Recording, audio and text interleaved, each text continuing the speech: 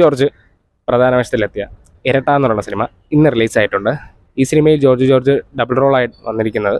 അപ്പോൾ പടം കണ്ട് ഇറങ്ങി വരുന്ന പ്രേക്ഷകരോട് ചോദിച്ചു നോക്കാം, സിനിമ എങ്ങനെ ഉണ്ടായിരുന്നു? കാണാം. നല്ലൊരു ക്രൈം സ്റ്റോറിയാണ്. അവസാനം എമോഷണലി സെന്റിമെന്റലി ടച്ച് ആയിട്ടുണ്ട്. നല്ലതായിരുന്നു. പക്ഷെ നമ്മൾ ഇരട്ടെന്ന് പറയുമ്പോഴത്തേക്ക് ട്വിൻസ് ആണ്, പക്ഷെ രണ്ടുപേരും ടോട്ടലി രണ്ടൊരു വ്യക്തിയെ കാണുന്നത് പോലെയായിരുന്നു. അപ്പിയറൻസ് അതുപോലെ തന്നെയാണ്. നല്ലൊരു മൂവിയായിരുന്നു. നല്ല കാണാം. അതായത് ഒരിക്കൽ കൂടി കാണാൻ പറ്റുന്ന ഒരു മൂവി തന്നെയാണ്. നല്ലൊരു മൂവിയാണ്. നന്നായിട്ടുണ്ട്. നല്ലൊരു ത്രില്ലിംഗ് പടമാണ്.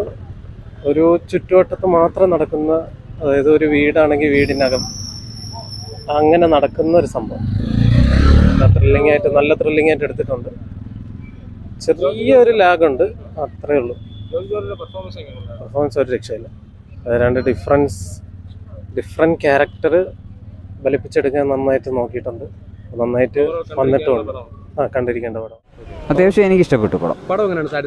സാറ്റിസ്ഫൈ ചെയ്യുന്നുണ്ട്. ഒരു അത്യാവശ്യം ക്രൈം ത്രില്ലർ ആയതുകൊണ്ട് തന്നെയാണ് സാറ്റിസ്ഫൈ ചെയ്യുന്നുണ്ട്. തീരെ പക്ക ഒരു ക്രൈം ത്രില്ലർ അല്ല. ഈ ട്വിൻസ് ആണ്. അവർ രണ്ടുപേരെയും പേഴ്സണൽ ലൈഫ് എടുത്ത് വെച്ചിട്ടാണ് ഈ ക്രൈം ത്രില്ലർ സെറ്റ് ചെയ്തേക്കുന്നത്. ആയിട്ട് കണ്ടത് തങ്കമാണ്. തങ്കത്തിന്റെ സെയിം പ്ലോട്ടാണ് വേറെ രീതിയിൽ ചെയ്തേക്കുന്നതേ ഉള്ളൂ. അതും ക്രൈം ത്രില്ലറാണ്, ഇതും ക്രൈം ത്രില്ലറാണ്. രണ്ട് രീതിയിലായിട്ട് ചെയ്തേക്കുന്നതേ ഉള്ളൂ. അധികം ലാഗൊന്നുമില്ല. 2 മണിക്കൂറിനകത്തേ ഉള്ളൂ. സോ എൻജോയബിളാണ്. ജോജുവിന്റെ പെർഫോമൻസ് കൊള്ളാം. അതാണ് ഏറ്റവും നന്നായിട്ട് തോന്നിയത്. എൻഗേജിങ് ആണ്. സാറ്റിസ്ഫൈഡ്. ആ ഒരു ആറ്റിറ്റ്യൂഡ്, പുള്ളിയുടെ ആറ്റിറ്റ്യൂഡ് തന്നെയാണ് കൂടുതൽ ഇഷ്ടപ്പെട്ടത്. പിന്നെ ഒരു ത്രില്ലർ പടമാണ്. കൊച്ചു സിനിമ കൊള്ളാം, നല്ല പടം. ഇൻവെസ്റ്റിഗേഷനാണ്. അങ്ങനെ നോക്കണമെങ്കിൽ ജോസഫ് ഇൻവെസ്റ്റിഗേഷൻ ഇല്ല, അത് കേസ് അന്വേഷിക്കുന്നു, എന്താണ് കാരണങ്ങളെന്ന് കണ്ടുപിടിക്കുന്നു, അത്ര തന്നെ. അതിലൊരു ഇമോഷണൽ ടച്ച് ഉണ്ട്, അത് കൊള്ളാം.